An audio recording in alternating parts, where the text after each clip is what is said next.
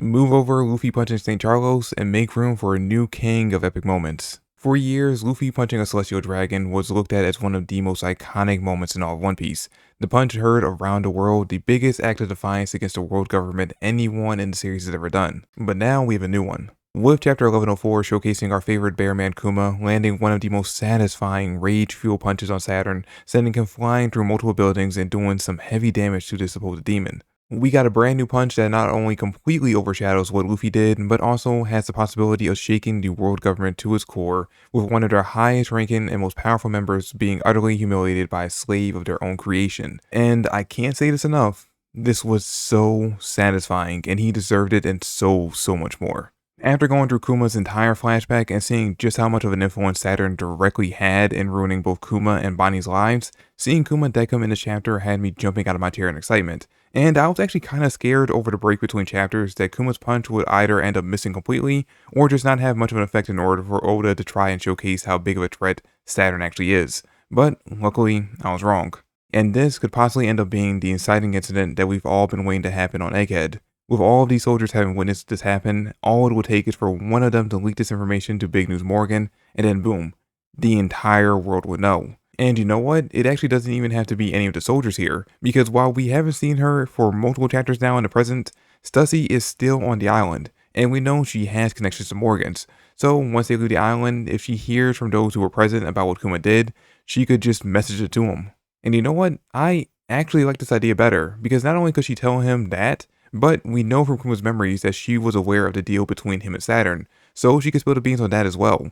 And while the world's opinions of the Celestial Dragons was already bad to begin with, I can imagine finding this out would sour it even more to the point where they're ready to revolt against them. Not that that revolt will end up going particularly well for the normal people out there because, well, the world government kind of runs everything. But hey, if they end up doing that, then maybe this will finally push Dragon to actually do something. I mean, of course, there's still a lot more to go in the Egghead arc, so the big incident could end up being something more dramatic and world-changing, possibly including Dragon, again if he decides to actually do something besides drop cool one-liners, or Blackbeard whenever he re-enters the story.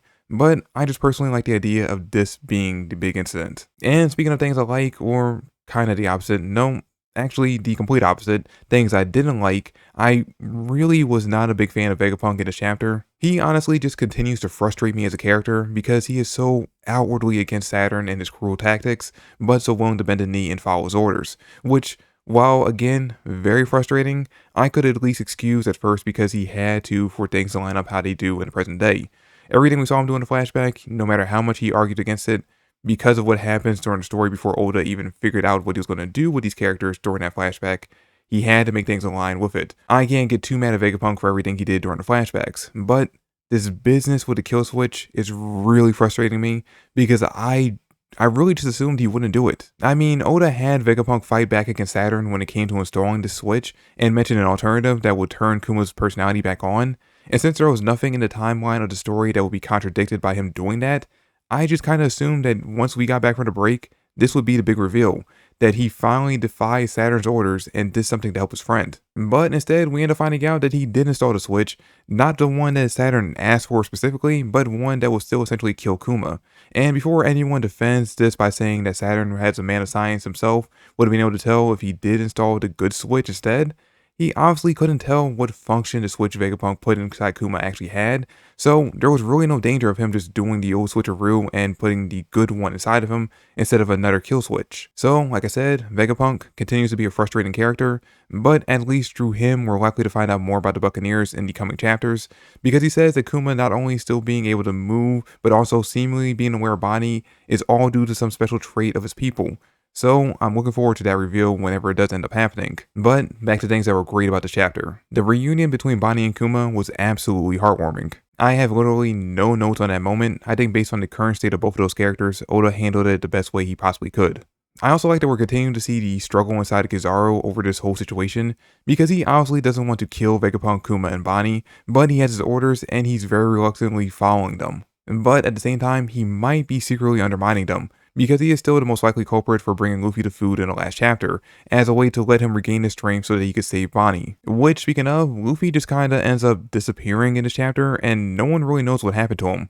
So the entire time, I was expecting it to end with him showing up in Gear 5, ready to take on Saturn, while Sanji went on to fight Kizaru, who would honestly be kinda holding back to give Luffy more time to defeat Saturn and protect Kuma and Bonnie. Which, we do kinda get the latter in this chapter, because since Saturn's power to stop everyone from moving is gone or deactivated for the moment, Sanji and Frankie step in to protect Kuma and Bonnie from him, and then Kizaru steps in to face the two of them. So we are, in a way, getting Sanji versus Kizaru, just not in the way that we expected. Mostly because Frankie's here and they're gonna be kinda tag teaming against him. Which, wow, you know what? I just thought of that.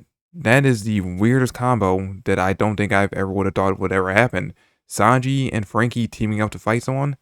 I don't think we've seen anything like this happen beforehand, have we? Now, because he just up and vanishes in this chapter, it does make me kind of wonder if it was actually Caribou who brought Luffy the food in the last chapter, because he is still an egghead, and his powers would allow him to sneak a large amount of food to Luffy without being noticed, and he could also move Luffy to a safe location just as easily. And you know what? If it ends up being revealed in the next few chapters that Caribou of all characters saved Luffy, I can definitely say that wasn't on my 2024 bingo chart, but it would honestly end up being such a great reveal. But anyway, that basically covers everything that happened in this week's chapter. The only other things to note are that Kuma and Bonnie get taken to the level stratum because Kuma couldn't move by himself anymore. And the Buster Call was placed on Egghead, which I believe is now like the third Buster Call the Straw Hats have altogether been involved in.